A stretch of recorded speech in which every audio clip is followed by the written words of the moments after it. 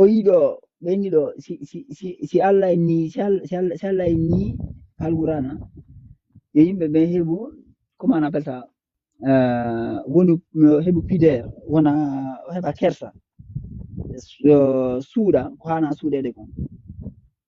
wano debbo no ɓornori ɗo ni ko ni mawɓe ɓe ɓornoton ko ɓeɗo ɗe ñindi diina ko ɓeɗo naadi diina nder Fuuta oɗo ko debbo noble jo oɗo ko debbo noble jo ɓeɗo ko jiwoyi ko yahano ha tellen 16 ans wondara indi mum no wangorani o yii déjà juuɗe maɓɓe ka yaasi ɗum haare andaka ko probléme o yii joni noon si Allah en ni yon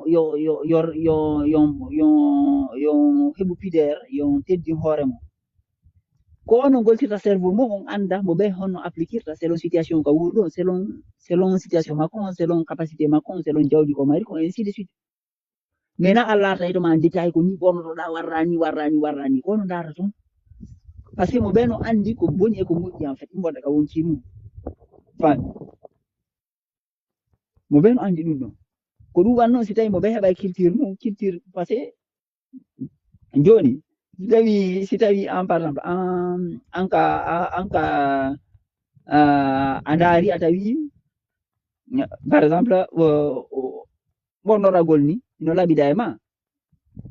a ɓornorike ni ça va si tawi ko ni laɓira e ma a ɓornorike ni ça va si tawi ko ni l' essentiel Allah ni ko laɓaɗo laɓe Allah ni heɓu kersa a faami reenoɗa e waɗgol en fait waɗgol fitna en fait o faami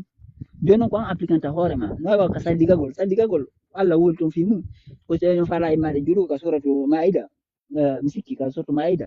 voilà ko loote mi sikki juuɗe mon ɗen loote juuɗe mon yeeso mon gon masque hoore mon nde masque koyɗe mon ɗen joni noon kono noon andi honno pratiquirta nder ton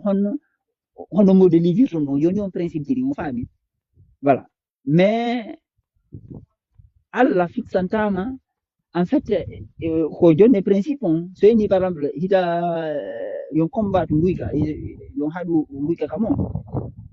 o haɓa e wujjoɓe joni par exemple si goɗɗo wujji se o wujjiri par ce que mo weela on fiyon no sukirtamo ko fi mo weela donc on sa accinemo wujjugol a wallamo peut être heɓa golle ma ɗum en tout cas heɓa ko ñaama mais so goɗɗo wujji par exemple ko mbiɗa gollowo e banque wujji andi oɗon ko wujjirta kon oɗon ina ñawora wotere e wujjo par ce que no weela faami donc Allah ko principe ji ɗin jonda e ma so ni waɗe justice kono darta honno situation mum e communauté mum honno appliquer ton justice voilà